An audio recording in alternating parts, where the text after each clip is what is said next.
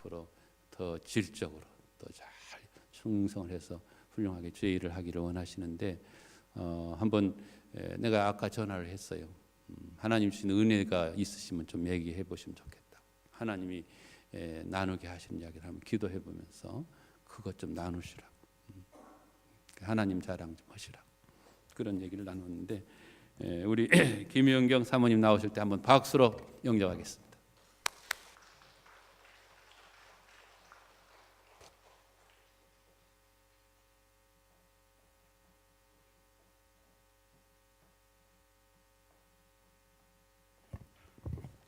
할렐루야, 반갑습니다. 저는 초등부를 맡고 있는 목사님 소개해 주신 것처럼 고병관 전도사, 고병관 신학생의 학부모 역할을 감당하고 있는 김영경 사모입니다. 이제 저는 제가 저를 스스로 소개할 때나 아니면 방금처럼 담임 목사님께서 성도 여러분에게 소개를 해 주실 때처럼 저는 이제 고병관 전도사의 아내로 소개를 받고 살아가게 된 하나님의 놀라운 은혜를 함께 나누고자 이 자리에 서게 되었습니다. 막상 서니까 조금 떨리긴 하는데 여러분들의 표정들이 너무 좋으셔서 금방 가라앉을 것 같습니다. 오늘 아침에 작은 아이 등교 준비를 시키던 중에 담임 목사님께서 전화를 주셨어요. 오늘 저녁에 간증을 해보면 어떻겠냐는 전화였는데 사실은 그동안 성경 공부하면서 소그룹으로 짧게 나눈 간증이 전부였던 저에게 금요 예배 시간에 이렇게 많은 성도님들 앞에서 간증을 하라고 하셔서 솔직히는 아주 많이 당황을 했고 조금 부담스러웠는데 그래도 담임 목사님께서 저를 시키실 때에는 그만한 이유가 있을 것이라고 생각했고 그래서 알겠다고 대답했습니다. 제 개인적인 신앙생활로 제가 받은 하나님의 은혜이지만 여러분에게도 그 은혜로 인해 또 다른 은혜가 있으시기를 바랍니다. 제가 간증문을 작성하면서 두 가지를 생각했어요.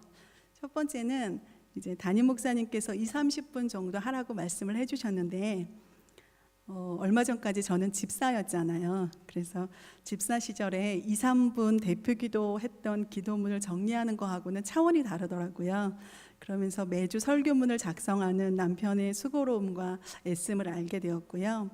두 번째는 간증을 작성하면서 저의 삶을 곱씹어 보게 되었는데 그러면서 또 드는 생각은 성도님들도 저처럼 꼭 앞에 나와서 간증을 하지 않더라도 각자의 인생을 곱씹어 보고 하나님께 받은 은혜를 다시 한번 생각해 보고 정리하면 어떨까? 우리가 사진이나 편지를 보면서 추억을 회상하는 것처럼 삶을 돌아보며 받은 은혜를 생각하면 감사와 기쁨이 넘치기에 참으로 유익할 것 같다는 생각을 했습니다. 그래서 여러분께 간증문 작성을 강추합니다. 여기서 다 아시겠지만 강추는 강력히 추천한다라는 뜻입니다. 오늘 말씀드리고자 하는 이야기는 하나님의 은혜는 뜻하지 않은 방법으로 놀랍게 부어주신다는 내용입니다. 이를테면 이런 거예요. 제가 야구를 좋아하지 않았어요. 근데 한 25년 전쯤에 어떤 남자가 저보고 야구장을 가자는 거예요. 근데 이상한 것이 그 남자와 함께 제가 야구장을 가고 있는 거예요. 야구를 전혀 알지도 또 좋아하지도 않았는데 말이죠. 그러더니 그 남자가 지금의 제 남편이 되었어요. 결혼하고 보니까 그 남자가 하나님의 은혜였던 거죠. 할렐루야.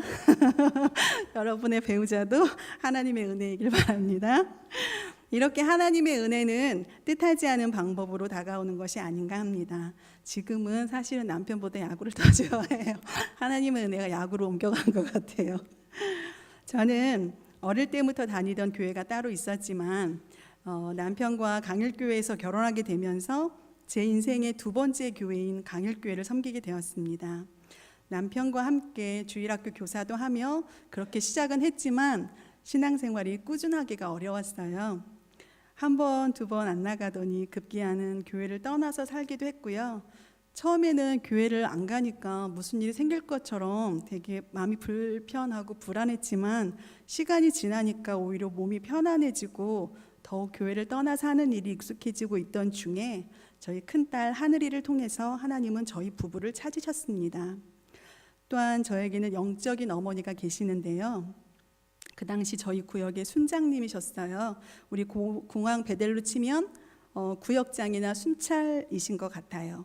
기도의 사람이셨던 그 권사님은 한 번도 빼지 않고 저와 저희 가정을 위해 기도하셨고, 사람을 통해 일하시는 하나님께서 그 기도의 힘을 느끼고 감동하게 하셨습니다.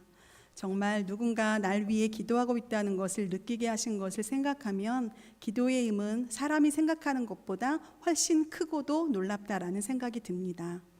저희는 교회를 떠나 탕자처럼 방황했지만 하나님은 저희를 떠나지 않으시고 인격적으로 하나님 품으로 돌아오기를 애타게 기다리고 계셨다는 것을 알게 되었습니다.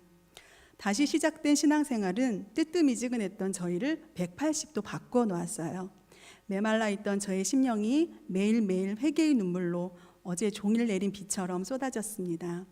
찬양 가사들은 모두 제 마음에 콕 박혀서 간증의 찬양이 되었고요.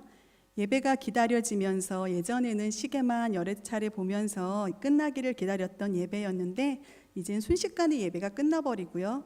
하나님의 말씀은 꿀과 송이꿀보다 더 달다는 시편의 말씀이 매 설교 시간마다 느껴졌습니다. 화곡동에서 마곡동으로 이사온 강일교회에서 열심히 예배했고, 아무리 추워도 아무리 더워도 열심히 전도했고 열심히 기도했고 정말 하나님을 열심히 사랑했습니다. 그때 저에게는 기도 제목이 있었어요. 안수 집사가 된 남편이 선교부장이 되어서 선교에 앞장서기를 하나님께 조용히 기도하던 중에 정말 뜻하지 않게 그 기도에 응답을 받았어요. 그래서 여러 곳에 선교를 다녀오게 하시더니 비행시간만 대략 한 24시간이 걸리는 에콰도르까지 선교를 다녀오게도 하셨습니다. 그렇게 강일맨으로만 살아갈 거라고 생각했던 저희 가정에 뜻하지 않은, 정말 감히 생각지도 않은 일이 생기기 시작했습니다.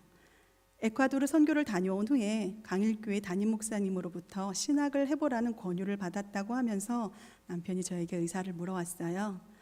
근데 저는 그냥 해보라고 담담히 말했어요.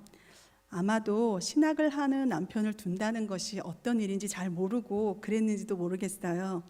매일 늦게 들어오고요. 과제한다고 방에 콕 들어가서 아예 안 나와요. 쉬는 날도 없이 풀가동되는 모습을 보자니 남편인지 하숙생인지 헷갈리기 시작하는 거죠. 하숙생은 하숙비라도 받죠. 그런데 엄청난 그 변화 앞에서 그저 담담하게 한번 해보라고 말을 한 것은 아마도 하나님께서 그리시는 큰 그림, 요즘 친구들이 말하는 빅피처, 그것을 위해 저를 사용하실 특별한 은혜가 아니었을까도 싶어요. 강일교회 임시성전에서 공석이 없던 교회 간사 일을 새 성전 들어갈 때까지 3개월만 해줄 수 있는지 물어오셨어요. 저는 고사했어요. 왜냐하면 교회 집사가 교회 간사 일을 한다는 것은 생각지도 못했고 또 행정일도 익숙치 않아서 누가 될 것 같은 생각 때문이었죠. 그 당시에 강일교회에는 여전도사님이 없었어요. 평신도 사역에 목표를 둔 담임 목사님께서 성도들을 훈련시키셔서 간사로 세우시고 새가족들을 돌보고 교구일이며 신방이며 일을 하도록 하셨거든요. 계속되는 권유에 뜻하지 않게 3개월만 하리라고, 정말 3개월만 하리라고 열심히 했어요. 근데 3개월이 3년을 하게 되리라고는 꿈에도 모르지 말이죠.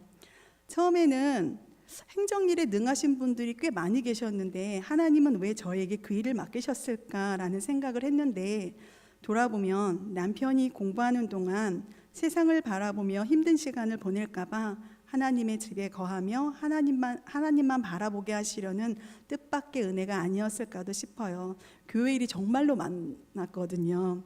그러면서 자연히 교육자분들과 많은 시간을 보내게 됐는데, 강일교회는 같은 사무실을 쓰거든요. 가까이에서 본 교육자분들의 삶을 보면 참 고되고 힘들어 보였어요. 내 남편이 가야 할 길이구나 라는 생각도 들었고요. 하지만 하나님이 주신 위로와 평안과 보람과 기쁨도 넘쳐 보였어요. 그 또한 뜻하지 않게 남편의 신학을 담담하게 받아들인 또 하나의 이유이기도 합니다. 사실 40대 중반의 가장에게 신학을 해보라고 권유한다는 것은 보통 사람의 생각으로는 쉽지 않은 일이었을 것입니다. 그런데 거기에도 하나님의 놀라운 은혜가 있었습니다. 많은 시간 기도하며 하나님과 교통하는 목사님께서 그 쉽지 않은 권유를 하셨다는 것은 사람의 생각이 아니라 하나님의 음성이라 생각했고 믿었습니다. 게다가 제가 한 현모양처 하거든요. 그런데 요즘 현모양처가 무슨 뜻인지 아세요? 아시나요? 아무도 모르시나요? 현재 모양이 철약 맞은 사람이래요. 정말 제가 현모양처 같나요? 저는 남편의 일을 가로막고 방해하고 싶지 않은 평소 소신이 있었습니다.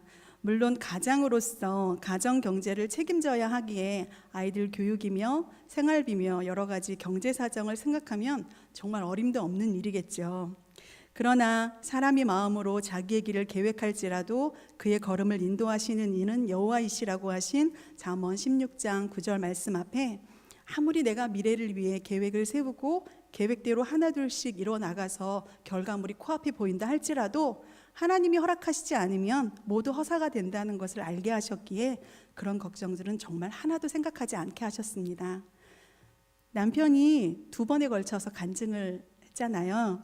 그것처럼 중간중간 학업의 고비는 주셨지만 또한 헤쳐나갈 수 있는 길도 주시는 분이 참 좋으신 우리 하나님이신걸요.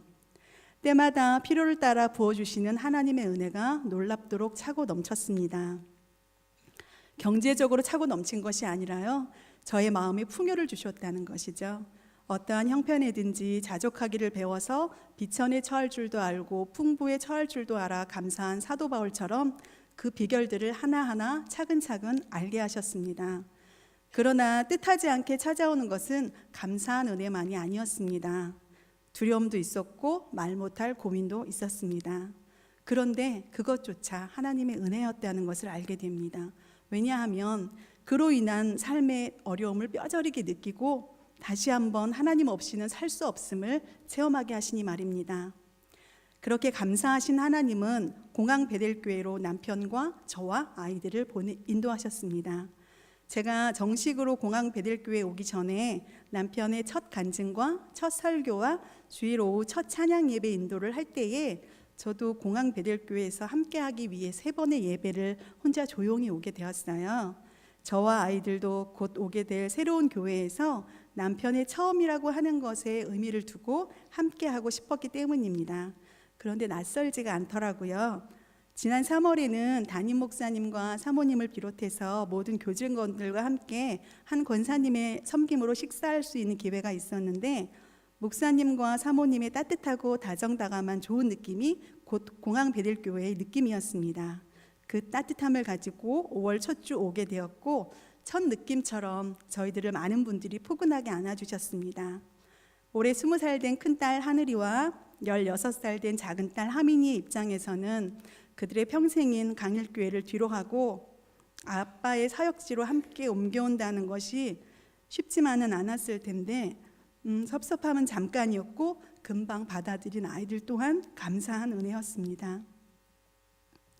뜻하지 않게 남편과 야구장에 가게 하신 것부터 시작해서 뜻하지 않게 신학도의 아내가 되게 하시고 그러면서 새로운 신앙의 둥지를 이곳 공항 베델교회에 틀게 하신 하나님께서 날마다 넘치도록 부어주시는 은혜에 놀랍고 또 감사를 드립니다.